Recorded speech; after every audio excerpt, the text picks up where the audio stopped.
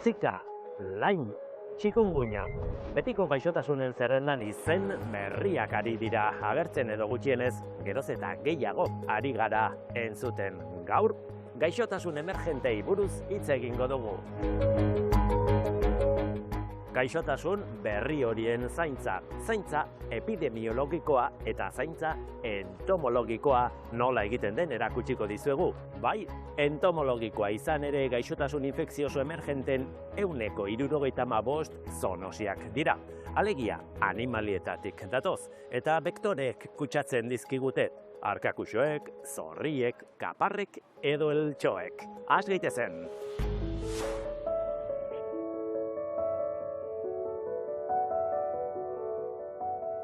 Adrian Hugo Aginagalde, Eusko Jaurlaritzako osasun plangintza, ikerketa eta ebaluazioko zerbitzu burua da.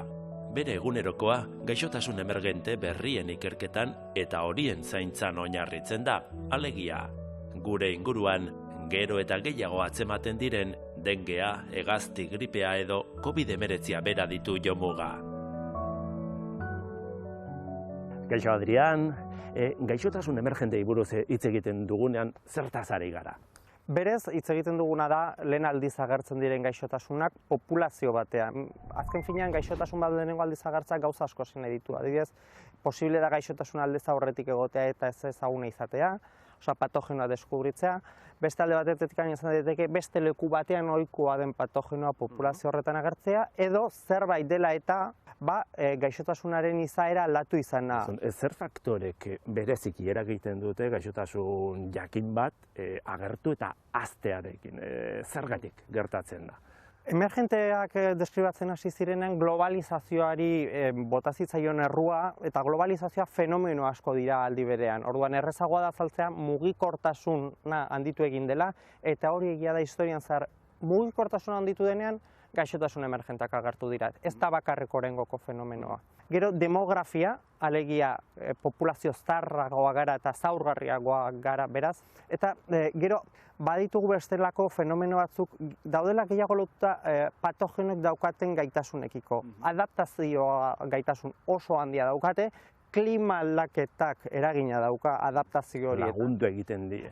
Euren izaera aldatu da, ostalari diren espezieen ugalketa zikloak aldatuta daude, beraz gehiago biderkatu daitezke, baina gero ikusi bai dena da euren arteko patogenoen arteko elkartrukeak ohikoagoak direla. Beraz, patogenoa, ostalaria eta ingurumenean eragiten dituen faktoreak dira. Gaixotasun emergentearen adibiderik nagusiena edo garrantzitsuena orain gutxi gainera izan dugun COVID-a izan da, ezta? Eta faktore horiek guztiak bildu ditu gainera, ezta? Bai, Marsea izan zen uste genuna gertazitekena dela beste koronavirus bat, baina da animali bat gizakietatik gertu dagoena eta gero gizakien artean transmisioa mantentzea hori izaten da normalean zaiena. Koronavirusarekin, COVID-19arekin hori oso azkar gertatu zen. Eta ziurrenik da dena azeleratu egin delako. Zein gaixotasun dituzue begiz jota gaur egon? Egia esan itzuli gara pixka bat COVID aurreko egoerara pendiente genulako, bektoreen alegia gehien bat. Kaparrak eta eltxoak edo aedes gure kasuan kulek ez gaituelako hainbeste larritzen. Genituen gaixotasunak bat zabaldu barri izan ditugu, alegia ari ginen bere garaian pentsatzen West Nilean hori bai, eta fiebre del Valle del Rift bezalakoak. Ireki behar izan da gehiago, hor sartu behar izan dira, dengue, chikungunya. Ez ustekoak daude, ezta, gaixotasun emergentetan. Bada terreno edo eremu labainkorra, ezta, beti agertzen da gaixotasun berriren bat. Krimakongo izan zen ziurrenik gehien harritu zuena, eta hemen agertu zena da, inportatu kasurik gabe hegaztiek eraman da Extremadura eta Salamankako zonaldean. Eta hori zen, ez genuelako espero, hegaztiek klima aldaketa dela eta kaparrak eramaten dituztenez euren gorputzetan, hemengoko ugaztunak kutsatu izana, eta ehiztariak zonalde horietara hurbiltzen dire, zirenez, kutsatu izana, ez genuen espero. Hitz egin dezagun bektorei buruz izan ere, gaixotasun emergentek bektoreak behar dituzte, ez da, edatzeko, zabaltzeko eta hazteko. Paradigma zen gripe abiar bezalako gaixotasun bat, alegia, bektorerik gabe, zuzenean animalitik guri pasazitekena. Baina ikusi duguna da, emergentetan klima aldaketak duen pisua dela eta bektoreek egiten dute bitartekari moduan. Eta horrek, aztut edo garrantzia gutxiago zuten gaixotasun batzuei pisua eman die.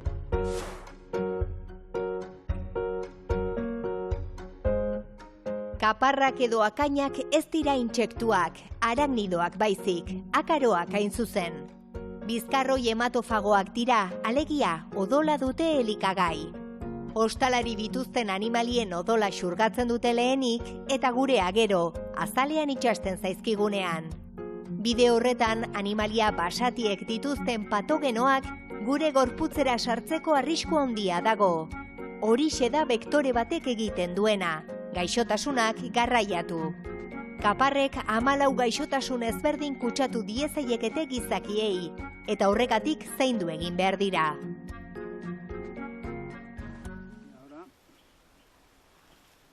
Zapi zuri hau zaintza entomologikoa egiteko tresna bat da. Itxatxita gelditzen diren kaparrak zenbatu egiten dira, eta zein espezietakoak diren identifikatzen da. Neiker Zentro Teknologikoko ikertzaileek ezagutu nahi dutena da, espezie ezberdinen distribuzioa eta kapar populazioaren bilakaera. Izan ere, kapar gehiago dagoela oso zabalduta dago jendearen artean, eta laginketaren helburuetako bat hori jakitea da. Gizartean ikusten nahiko argi ikusten dula, edo argi izaten du gehiago daudela. Ez dakigu ze punturaino den, kontzientzia gehiago dago eta jendeak ere preokupazio gehiago dauka kainekiko, eta gu behar dituguna dira datu empirikoak benetan analisi bat iteko ea gorakada hori benetazkoa den edo ez. Begi zorrotzak izanez gero, ez da zaila besoak zabalik dituen kaparren bat aurkitzea, ostalari berri baten zelatan. Akainak ez dute eskorrikan egiten, ez egaz egiten. Itxaoten egoten dira gure zain.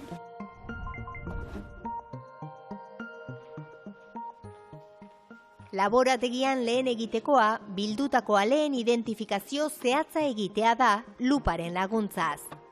Euskal Herrian 19 espezie daude. Bakoitza gaixotasun desberdin baten bektore izan daiteke, eta horregatik garrantzitsua da haien kokapena ezagutzea. Adibidez, Krimea Kongo sukar hemorragikoaren bektore den Ialoma generoko kaparra, Nafarroa eta Araba hegoaldean aurkitu izan da, eta komeni da egungo banaketa zein den jakitea. Baina hori bezain garrantzitsua da patogenorik daramaten jakitea. Lyme gaixotasuna eramaten duen Borrelia burgdorferi bakterioari erreparatzen diote bereziki, kaparrek kutsatzen duten gaixotasunik ohikoena delako. Akain batek ziztatzak ez du esan nahi gaitza kutsatuko dunik. Ulertu behar dute, prebentzio neurriak hartu behar direla, baina orain arte egin diren ikerketak erakutsi dute guk hemen Euskal Herrian ditugun akainen 1% eta 5% bitartek bakarri daukatela Borrelia bakterioa barruan. Egia da oso heterogeneoa izaten dela, eta baudela zona batzuk, eguneko 20 ere iritsi daitekela prebalentzia hori akainetan. Laginketak emango duen informazioa ezinbesteko tresna izango da beraz, kaparrek garraia ditzaketen gaixotasunez ez kutsatzeko. Izan ere, beti izango da kaparren bat etxera eramaten duen norbait.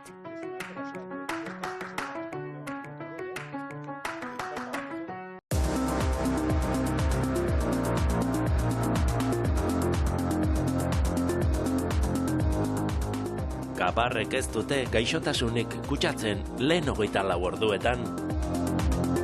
Egia. Egia da, baina ez osoa. Ezin da ziur esan azalean itxatsi zaigun kapar horrek ez digula gaitzik kutsatuko lehen 24 orduetan. Arriskua oso txikia da, baina ez da zero. kapar espeziaren eta barruan daraman patogenoaren araberakoa da arrisku hori. Lyme gaitza eragiten duen Borrelia burgdorferi bakterioak adibidez, denbora bat behar du gure odolera pasatzeko. Aktibatu egin behar du lehenik kaparraren barruan, animaliaren esteetatik listu guruinetara joan behar du gero, eta azkenik kaparraren listuarekin batera igaroko da gure gorputzera. Batez beste, 24–48 ordu irauten du prozesu horrek, baina badira minutu gutxian aktibatzen diren patogenoak, entzefalitisa eragiten duen birusa adibidez. Beraz, kapar bat baduzu, ez itxaron 24 ordu, lehen bailen kendu, bada ez bada ere.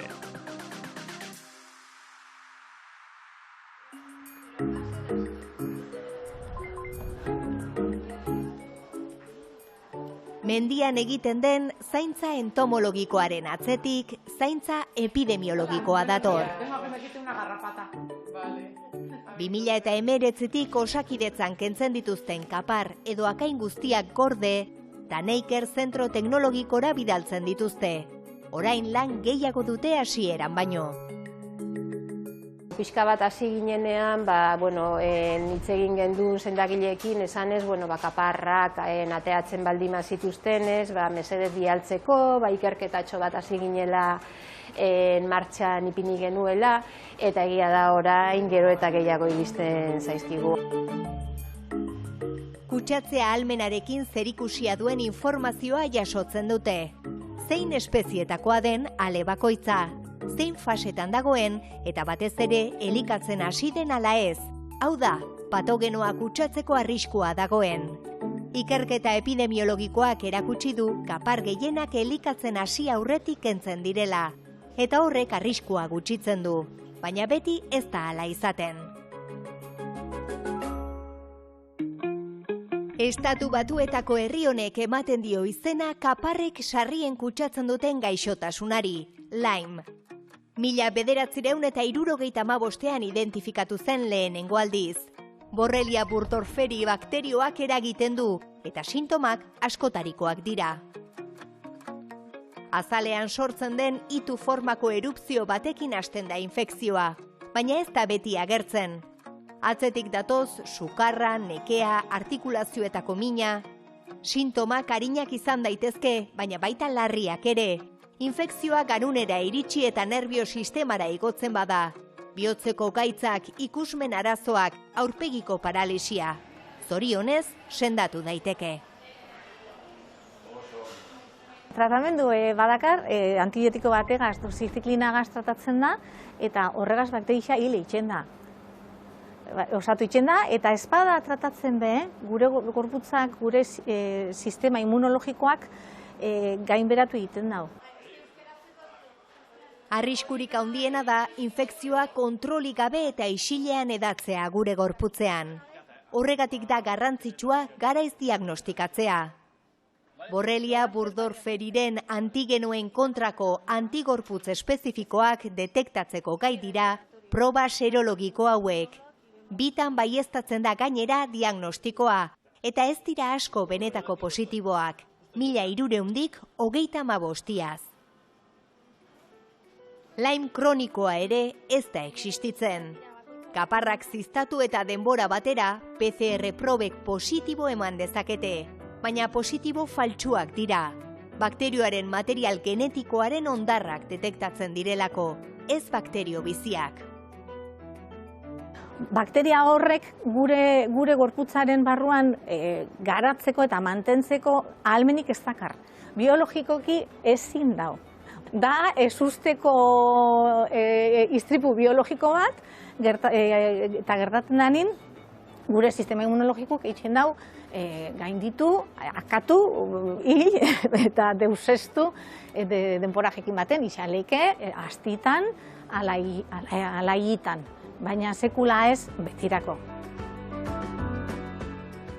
Gaixotasun horiek prebenitzeko aholkuak aski ezagunak dira. Joan mendira egoki jantzita. Bueltan begiratu ondo akainen bat erantsita ekarri den, eta hala bada atera erreminta egokiekin. Zanpatu edo estresatu gabe eta barruan ezer utzi gabe, eta ez saiatu beroarekin kentzen edo alkohola, olioa edo gasolina erabilita itotzen. Urdailean daramana odolera bota dezake eta. Behin kenduta zaindu sintomak eta agertzen badira, joan berehala medikuarengana. Lyme gaitzaren arriskua hor dago, baina ez dugu alarmarik piztuko, ezta? Edo bai? Borreliosia beti izan dugu gure zonalde honetan, Lyme gaixotasuna, eta forma akutua ezaguna eta zaintza epidemiologikoan sartzen da.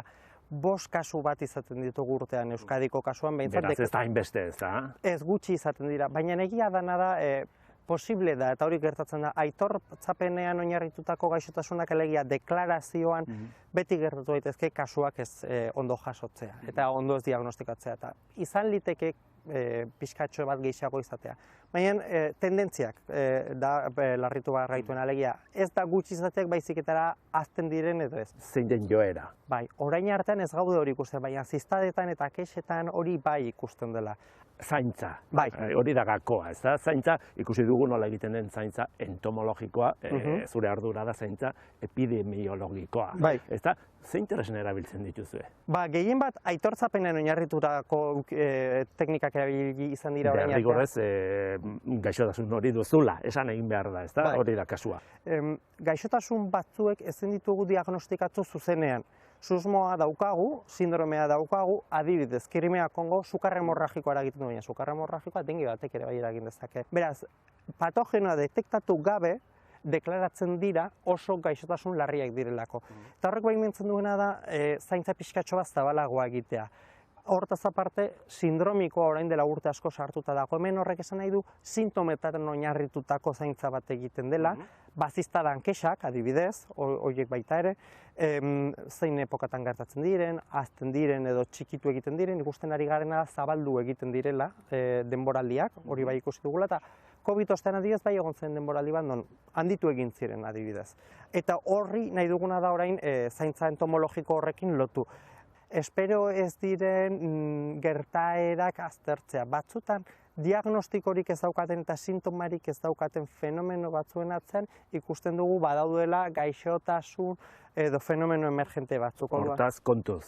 Bai, baina da ez ezaguna den horri ahalik eta denbora gehiago dedikatu. Esan dugu alarmarik ez dela piztu behar, baina batzutan beharrezkoa da alarmak piztea, ezta? Noiz eta nola aktibatzen dira alarma horiek? Ba, egia esan, gaur egun nahiko zabala da kontzeptua. Estoikoa den edozein fenomenok, larria den edozein fenomenok, eta asko zabaldu daitekeena. Edo baita ere mugaren bi aldeetan gertatzen dena. COVID-aren kasuan garbi zegoen zeintzen erruduna esango dugu. Baina batzutan denbora behar izaten da horretarako, orduan hobe, ia edozein ez usteko izan daiteken adibidez, pneumonia atipiko asko detektatzen baldin badira, alarma pizten da eta aztertu egiten da, horri seinale deitzen dugu, behin verifikatu egiten dugunean, jatzen daiteke alerta bat. Eta adibidez, bektoreengatiko gaixotasunetan bereziki larritzen duena da, gaixotasun baten agerpena ez ezaguna denean, lehenengo aldiz, eta bektore batengatik mediatuta baldin badago, eta zonalde horretan aurretik etzenean agertu. Autoktono kutsapena dela uste dugunean, da benetan pizten direnean neurri guztiak. Hortxe arriskua, ez da? Autoktonoak, bertakoak bihurtzen direnean gaixotasun emergente horiek. Bai, eta beti egin behar dena da eskarratu, hemen beste pertsona batetatik kutsatu izana, eta kasu honetan, eltxoek bitarteko transmisio eduki izana. Hori da zaintza epidemiologikoan gehien bat arduratzen gaituena. Dengue kasu autoktonoren bat aztertu behar izatea izango lizatik. Izan da dengue kasu autoktonorik? Momentu honetan ez Euskal Herrian? Ez dugu izan. Fiebre Kirimea Kongo izan zen adibidez autoktonoetako bat, espero ez zena.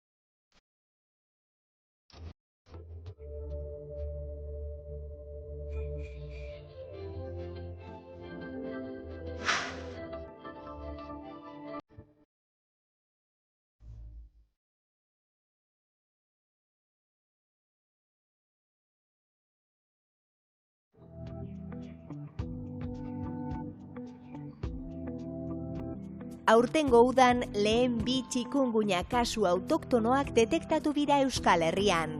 Bat Hendaian eta bestea Bidarten. Gaitzaren zabalpena galerazteko eltxotigrearen aurkako fumigazioak egin dituzte. Bidasoaren beste aldean ere alerta piztu da eta prebentzio neurriak indartu dituzte. Baina eltxotigrearen jarraipena aspalditik egiten da, arrotzak diren gaitzak transmititu ditzakeelako. Zaintza lanen helburua da Hendaian gertatutakoa saihestea. Hau da, bertako kasuen agerraldia eragoztea. Legazpiko udaletxearen aurrean lanean aurkitu ditugu Gipuzkoako osasun publikoko langileak. Eltxotigrea detektatzeko trampak ikuskatzen ari dira. Udako hilabeteetan 15 egunean behin egiten dute lan hori, ekainetik irailera, eltxoaren ugalketa garaian. Gipuzkoako herri honetan ez dute oraindik eltxoaren larba edo arrautzarik aurkitu. Bestela segitu ban ikusten da, Hala ere, berandu baino lehen agertuko direla uste dute. 2013an hasi zen Neiker behiratzen ia zein zen egoera. Eta berak ikusi, Neikerrek ikusi zuen, zegoela eltxoa Irunen, eta gero eta lagin gehiago hartzen ditugu eta herri gehiagotan. A ber, aurkitzen dugu, porque batzutan oso zaila izaten da aurkitzea. Eta habitu. Bai, hala. Suerte izan dugu. Hamarkada batean eltxotigrea Araba, Gipuzkoa, Bizkaia eta Nafarroara zabaldu da. Aedes albopictus horixe da eltxotigrearen izen zientifikoa. Pertsonen inguruan bizi da, horregatik laginketak hiriguneetan egiten dituzte. Eltxotigreak behar du gizakien odola gero bera erreproduzitzeko, gero berak arrautzak jartzeko. Arrautzak atzemateko trampak Neikerreko laborategietan aztertzen dituzte. Eltxotigrearen ziztada oso mingarria da, baina zaintzaren arrazoi nagusia da gaixotasun berriak transmititzeko daukan gaitasuna. Zika, dengue edo Hendaian gertatu bezala, txikungunya gaitzak transmititu ditzake. Kutsatutako pertsona bat ziztatuz gero, eltxoak ondoren ziztatutakoei kutsa diezaieke gaitza, eta horrek kezka sortzen du. Moskitu hauek bektore bezala jokatzen dute gaixotasun batzuekin, orain asko bidaiatzen dugu, eta bidaietatik ekarri ditzazkegu gaixotasun horiek, adibidez dengue, zika edo txikungunya. Eta orduan, holako kasu bat etortzen bada bidaia batetik, guk neurriak hartzeko oso garrantzitsua da jakitea zein den herri horren egoera moskituarekiko. Nafarroan iaz, 29 dengue kasu jakinarazi zituzten, eta txikungunya kasu bat. Araba, Bizkaia eta Gipuzkoan ere urtero atzematen dira. 2016tik 2022 bitartean, 17 txikungunya kasu izan ziren, 59 dengue eta 29 zika kasu. Guztiak inportatutakoak izan ziren. Eltxokin gertatzen dena da, ematen dira agerraldia handiak. Hau da, sartzen da horietako virus bat, adibidez, bidai batetik datorren pertsona bat, berari eltxotigreak ziztatu, eta eltxotigre horrek kapaz da beste askori zizteiteko. Eta orduan, agerraldiak izaten dira masiboagoak, norla brote handiak, zoarte bali madago gutxi batzuk ateratzen dira, baina sortu dezakete osasun inpaktu handiagoa momentu txiki, motz batean. Horregatik indartu da zaintza eltxoa detektatu ez den lekuetan. Egoera ahalik eta modu zehatzenean ezagutzea da helburua. Horren arabera neurri batzuk ala beste batzuk hartuko dira. Eltxotigreak zabaldu ditzakeen gaitzen jarraipen zuzena eta zeharkakoa ere egiten da. Hainbat erakunde ari dira modu koordinatuan lanean. Agerpenen bat dagoenean, udal ordezkariak ere informatzen dituzte, neurriak hartzeko ardura dutelako. Herritarrek ere lagundu dezakete gaitz berriei mugak jartzen. Etxe inguruan urik ez pilatzea komeni da, eltxotigreak urputzu txikietan jarri ohi ditu eta arrautzak. Guk gure balkoietan, gure lorategietan ditugun urpilak eta txiki horiek ustu eta berriztu egin beharko genituzke. Eltxoren bat ikusiz gero, horren berri eman daiteke Mosquito Alert aplikazioaren bidez. Eltxotigrearen zabalkundeari eta gaixotasun berriei mugak jartzea errazagoa izango baita herritarren inplikazioarekin.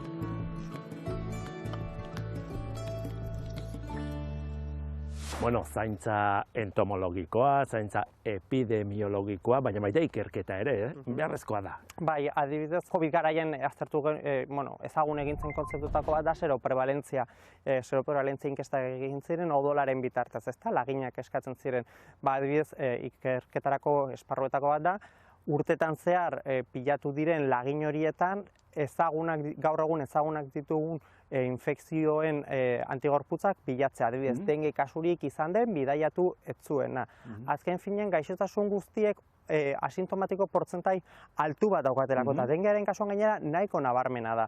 Eta vektoregatiko zikaren kasuan ia gehienak asintomatikoak izaten dira. Eta guaz nahi lehen baita ere, beraz, hori ere bai Andaluzian adibidez garrantzitsua izan da. Odol emaien bankuetan bilatzea ea aurreko urtetako laginetan zenbateko seroprevalentzia zegoen. Hori da ikerketa esparru garrantzitsutako bat. Eta gero, matematikaren munduan da modelizazioa, eta hori egia da ere bai pisu asko hartu dela COVID garaian da, modelizatzeak klima aldaketak daukan eragina kasu honien igoeran eta edapenean. Herritarrok zer egin dezakegu? Zaintza horretan, guk zaintza epidemiologikorik edo entomologikorik ezin dugu egin, edo bai?